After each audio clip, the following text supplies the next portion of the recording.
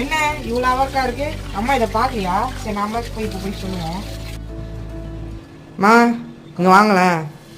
நீ வேற கடுப்பு ஏத்தாதடா. இருக்கிற இந்த 2 கத்திரிக்காய் வச்சுக்கிட்டு நான் என்ன சமைக்கிறது நானே யோசிச்சுட்டு இருக்கேன். எந்த காயுமே வேற வீட்டுல இல்ல.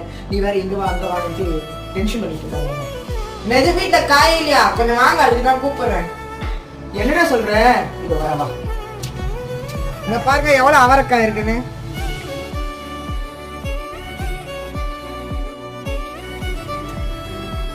ஆமாண்டா, நான் கவனிக்கவே இல்லையேடா.